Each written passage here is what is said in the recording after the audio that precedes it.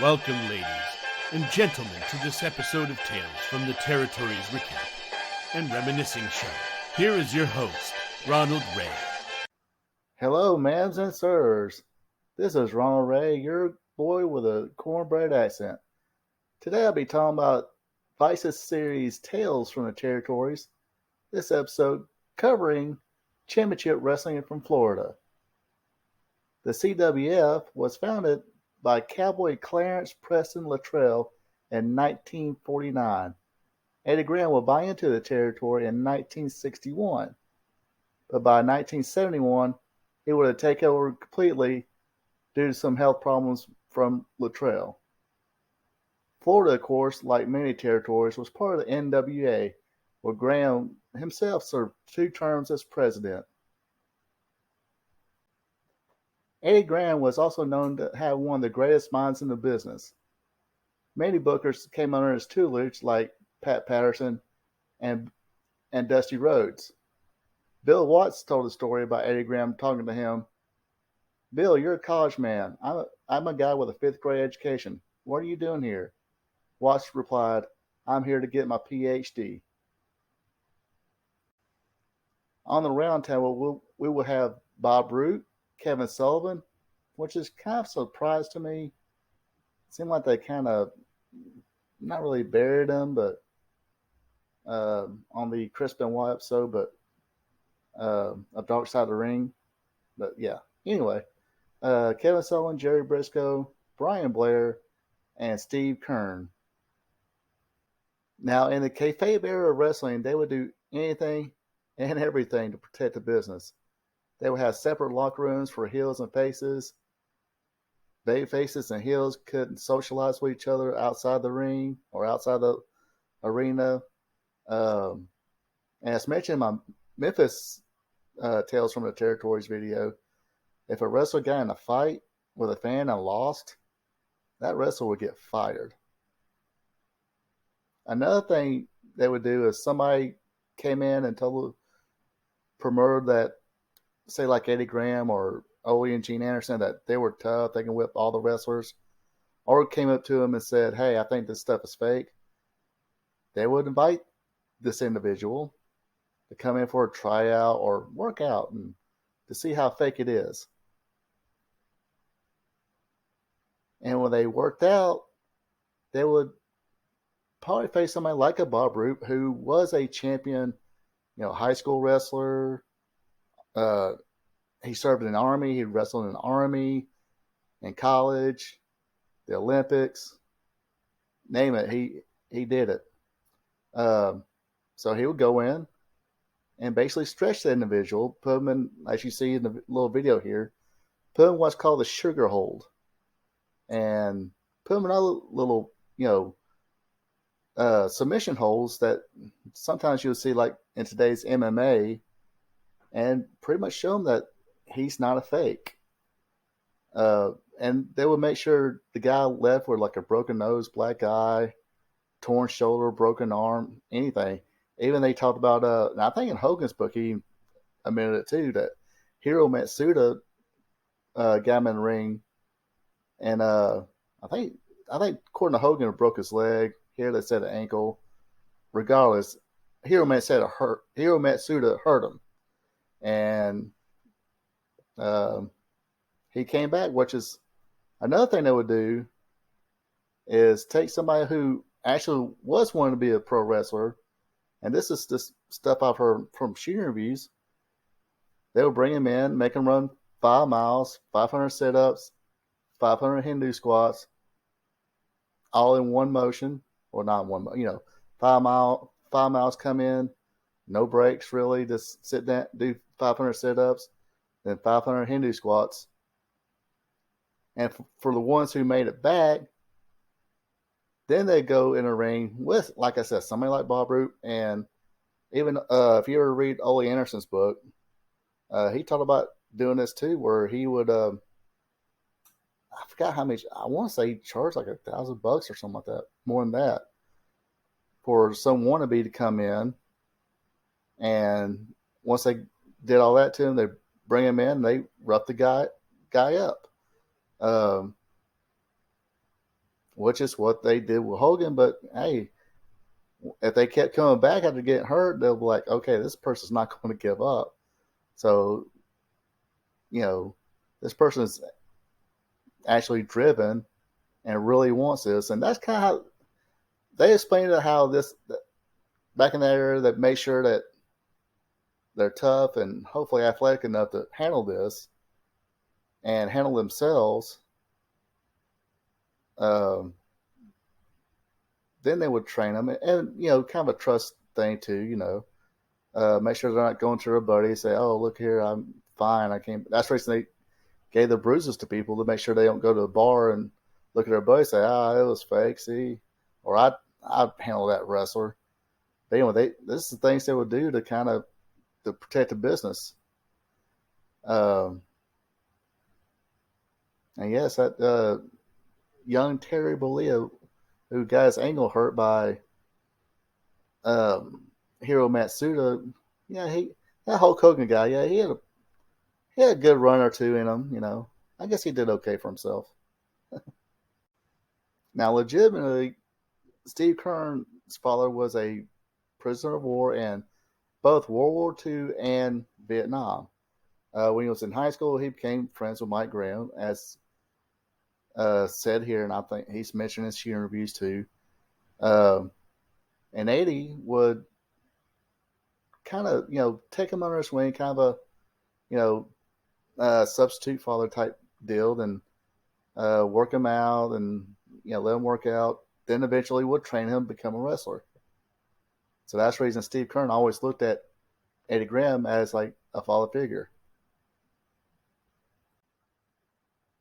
You see, they went into the emotional reunion when, Steve Keirn's father, got out of plane, and which I think anybody would be the same way. And they would actually use this as a centerpiece for the Bob Roop Steve Keirn feud. They explained how it would not work today. One, because it did go a little too far, and also a script writer just couldn't get that real raw emotion out, and they would probably, I remember one time I watched AEW. I don't mean to trash AEW, but they had MJF like trash his dad, Brian Pillman Jr.'s dad, in front of his mom and sister, and trashed, both of them. And instead of just running out like Steve Keirn did back in Florida, he ran out from the dressing room, ran over the cameraman, and rushed the ring, and started throwing hands with him. Okay, fast forward. I forgot. I don't know how many more years later. 2021, I guess. I'm not doing the math. Here's, like I said, MJF's trashing Pillman Sr. in front of Brian Pillman Jr.'s mom and sister, and then MJF trashes Junior's mom and sister both, and instead of rushing out of the ring or rushing to the ring, his music plays. He comes out, he poses, he walks down the ramp, trying to get the fans to cheer for him and whatnot. Then he steps in the ring, and I just looked at that. I was like, what the heck are they doing? So that's another reason something like that would not work today. But it also talks about how the fans bit into this hard. You had Root's girlfriend said the military guy she was serving at the restaurant wanted to blow him up in his house. Had a gun pointed at him at in an arena parking lot. People, like I mentioned before in all these Tales from Territories episode, people were emotionally involved, to say the least. Now they start talking about the Kevin Sullivan change, where he went from a babyface with heel tendencies to literally becoming the devil. I do remember the satanic panic of this time. Remember watching the Geraldo Rivera exposing Satan's underground. And they had a TV special about this. And of course, you had Ozzy Osbourne using, he was the Prince of Darkness.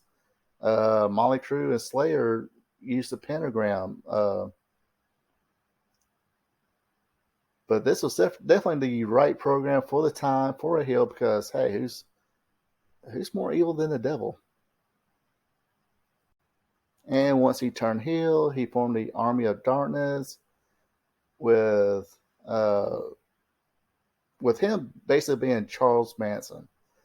They did an angle where they slapped Luna, which was explained in the Luna Vachon Dark Side of the Ring, shaved half of her head. Even Nancy, I'm not sure what. She just came in as a fallen angel. Then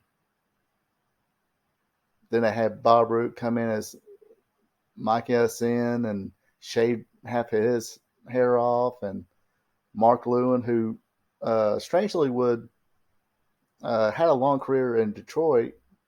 And I think he wrestled a lot of other places, but Mark Lewin had a long, outstanding feud with the Sheik. And the Sheik was big on protecting the business, and he lived this gimmick. So anyway, Mark Lewin would come in. They did that promo where they was out on the beach, and this was dark, and he came out of the ocean. And he was a purple haze, and he was basically the enforcer of the group. And like you said, they would go shopping in the robes and makeup, and this really scared some people from what I heard. And let's give some props to Gordon Soley. I mean, this guy was probably the best commentator ever in pro wrestling. I mean, you really got to go back to like the Georgia and Florida. Go on YouTube, see the old episodes, see some good wrestling for one thing, and this here Gordon commentate and explain things and almost detailed how he was explaining stuff. But I mean, you just don't see that too much today. It's more or less everybody trying to be a star and just saying, "Oh, what a move! Oh, what a move!" But yeah, Gordon Slowly, Jim Ross, Lance Russell. I think Tony Schiavone was great. The last real good announcer I remember it will be Joey Styles, I think, from ECW. But anyway, that's all I got to say about Gordon Soley today and all the great announcers, unlike they have now. Now, this will be a funny rib to play with somebody, have somebody hide in the trunk, and then, pop the trunk and let them, moon to people who wasn't intended to be mooned, except for the part where, the person might get arrested and get put on a sex offenders list.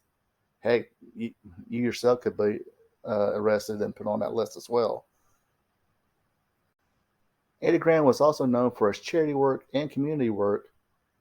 Things like setting up the Florida Boys and Girls Ranch Villa, donating money to high school and college wrestling programs. This, real outstanding member of the community. Unfortunately, though, he had a lifelong battle with depression and alcohol.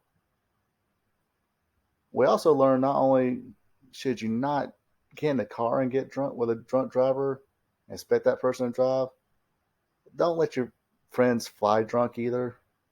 As visually stunning flying through the Disney World fireworks might sound like, I can definitely tell you, if that was me, I would crap myself if I was on that plane. And like they said in this